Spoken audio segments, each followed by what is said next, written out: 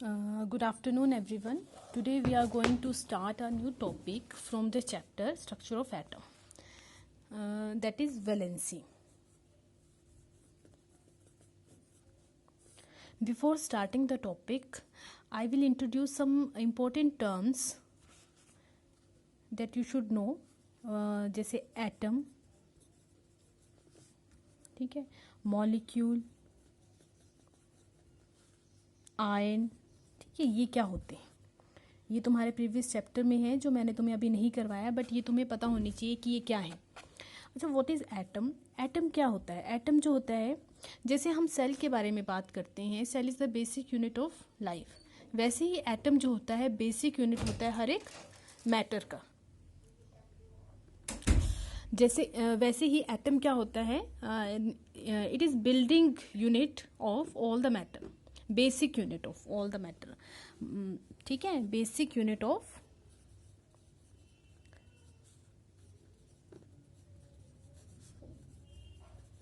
ठीक है, मतलब हर एक मैटर जो है वो एटम को कंबाइन करके बनता है, ठीक है। जो भी मैटर होगा, चाहे कोई सी भी स्टेट में होगा, जब एटम कंबाइन करेंगे तो वो एटम की, मैटर की फॉर्मेशन होती है।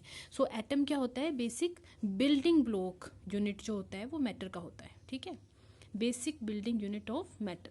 अब देखो एटम जो होता है, अगर मैं जैसे एटम, हमने 1 to 20 एटम के जो नाम लर्न किए हैं, जैसे एटम, जब मैं इसकी बात करूं, व्हाट इज दिस,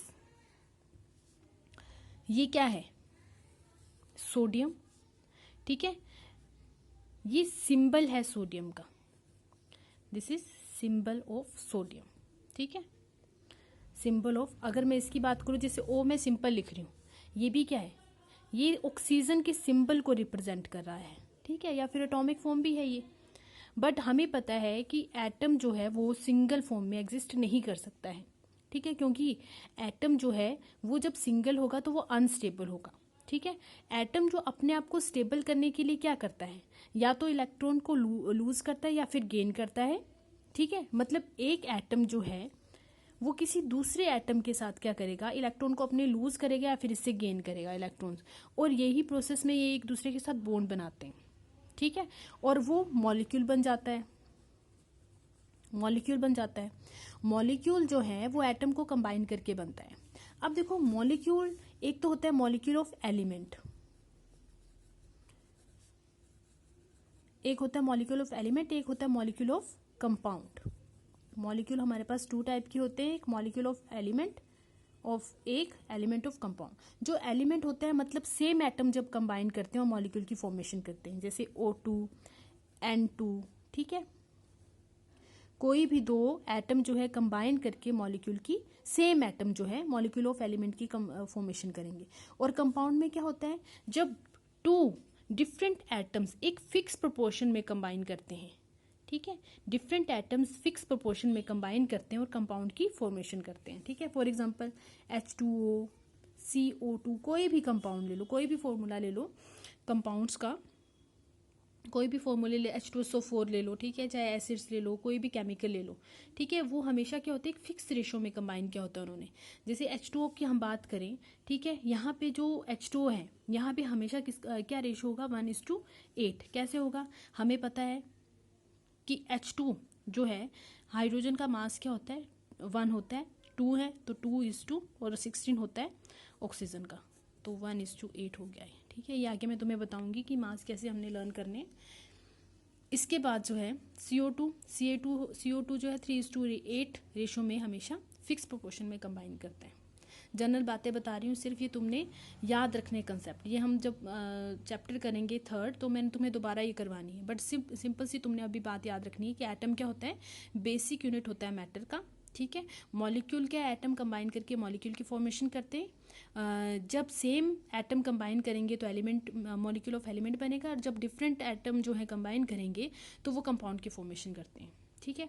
अब देखो आयन कैसे बनता है, मैंने तुम्हें बताया कि जो एटम होता है वो कभी भी जो है वो इंडिविजुअल फॉर्म में एग्जिस्ट नहीं करता है, ठीक है, ये हमेशा कंबाइंड फॉर्म में एग्जिस्ट होगा, चाहे सेम एटम के साथ चाहे डिफरेंट एटम के साथ। तो वो ये कॉम्बिनेशन जो है, वो कंबाइनिंग जो कैपेसिटी है इसकी, ठीक है, ये कंबाइन कैसे करेगा, पहले तो बाय लूज और गेनिंग इलेक्ट्रॉन। और जब इस एटम पे कोई चार्ज आता है, चाहे पॉजिटिव आए चाहे नेगेटिव आए, तो वो क्या बन जाता है, आयन।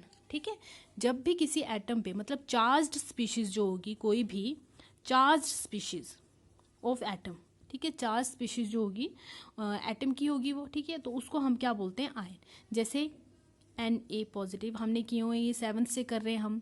क्लोरीन नेगेटिव, ठीक है, यहाँ पे पॉजिटिव क्योंकि ये इलेक्ट्रॉन को लूज करता है और ये गेन करता है। ठीक है, अब देखो नेक्स्ट क्वेश्चन है कि ये इलेक्ट्रॉन को लूज करता है तो क्यों करता है लूज इलेक्ट्रॉन्स को। ठीक है, अब देखो सभी ने तुमने इलेक्ट्रॉनिक कन्फिगरेशन कर ली है। अब देखो हमें पता है कि एटम जो है, मैंने अभी तुम्हें बोल दिया इंडिविजुअल फॉर्म में एग्जिस्ट नहीं करता है। ठीक है, अब देखो सोडियम की अगर हम बात करें तो सोडियम के आउटरमोस्ट शेल में देखो KLM 8 और 1, ठीक है, यही कन्फिगरेशन है। मतलब इसके ये जो आउटरमोस्ट शेल की बात करें हम, तो इसमें कितने इलेक्ट्रॉन है, 1 इलेक्ट्रॉन है। ठीक है, अब देखो ये स्टेबल नहीं है। ये स्टेबल कब होगा, जब इसके आउटरमोस्ट शेल में 8 इलेक्ट्रॉन होंगे। अब इट इज़ क्वाइट डिफिकल्ट कि ये 7 इलेक्ट्रॉन्स को गेन कर ले और 8 इलेक्ट्रॉन्स को फिल कर ले, क्योंकि यहाँ पे बहुत ज़्यादा अमाउंट में एनर्जी की रिक्वायरमेंट है। सो ये क्या करेगा, इसको लूज कर देगा रादर देन गेनिंग इलेक्ट्रॉन्स, क्योंकि 1 इलेक्ट्रॉन है, इसको लूज करना ईजी है। अब लूज करने के लिए कंपल्सरी कंडीशन है कि इसके पास कोई एक ऐसा एटम होना चाहिए जिसके पास 1 इलेक्ट्रॉन कम है, टू कंप्लीट इट्स ऑक्टेट। 8 को क्या बोलते हैं, ऑक्टेट बोलते हैं, टू कंप्लीट इट्स ऑक्टेट। जैसे हम क्लोरीन की बात करें, क्लोरीन में अगर KLM शेल है, ठीक है, यहाँ पे 2 8, यहाँ पे 17 है इसका एटॉमिक नंबर, तो 17 इलेक्ट्रॉन को हमने डिवाइड करना है शेल्स में, और ये 7। तो अगर इसको 8 इलेक्ट्रॉन्स फिल करने हैं तो इसको 1 इलेक्ट्रॉन की ज़रूरत है, तो ये इसको 1 इलेक्ट्रॉन इसको दे देगा। ठीक है, इस तरह से दोनों जो हैं अपनी कंडीशन फुलफिल कर लेंगे। इसके पास यहाँ पे 8 इलेक्ट्रॉन हो जाएंगे आउटरमोस्ट शेल में, इसके पास भी आउटरमोस्ट शेल में 8 इलेक्ट्रॉन हो जाएंगे। तो इस तरह ये जो इनकी शेयरिंग है, मतलब ये जो लेना देना हो रहा है इनका आपस में, तो ये जो है इलेक्ट्रॉन्स की टेकिंग और गिविंग जो है, ये बॉन्ड बनाने में हेल्प कर रहे हैं इनकी। ठीक है, इस तरह से आपस में इनका बॉन्ड बन जाता है और NaCl का कंपाउंड बन जाता है। ठीक है, इस तरह से हर एक कंपाउंड की फॉर्मेशन होती है, चाहे मॉलिक्यूल है, चाहे वो मॉलिक्यूल ऑफ एलिमेंट है या मॉलिक्यूल ऑफ कंपाउंड है, सभी की फॉर्मेशन ऐसे ही होती है। एक एटम जो है इलेक्ट्रॉन वो डोनेट करेगा और एक उसको एक्सेप्ट करेगा। ठीक है, अब देखो वैलेंसी की बात करें अगर हम, वैलेंसी क्या है, दिस इज कंबाइनिंग कैपेसिटी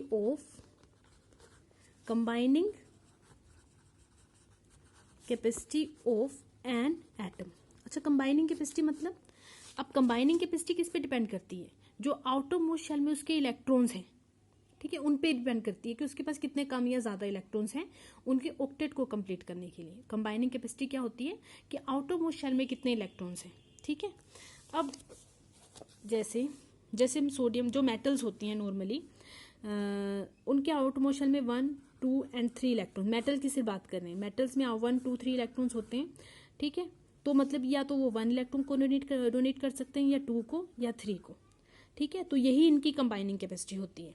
जैसे सोडियम की बात करें, आउटरमोस्ट शेल में 1 इलेक्ट्रॉन, तो इसकी कंबाइनिंग कैपेसिटी कितनी है, 1। मैग्नीशियम की बात करें, उसके आउटरमोस्ट शेल में कितने हो जाते हैं यहाँ पे 2, तो उसकी कंबाइनिंग कैपेसिटी कितनी है, 2, मतलब वो 2 इलेक्ट्रॉन्स को डोनेट कर सकता है।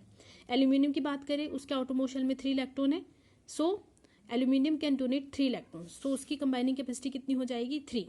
बट अगर हम नॉन मेटल्स की तरफ चले, नॉन मेटल्स जो होते हैं इलेक्ट्रोनेगेटिव हो जाते हैं। ठीक है, non metals are electronegative in nature.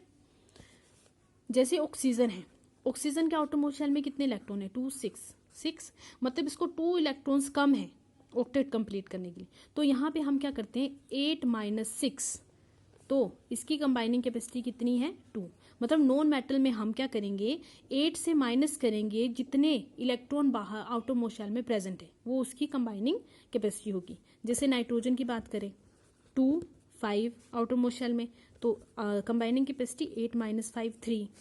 Fluorine की बात करें, 2 7 8 - 7 1।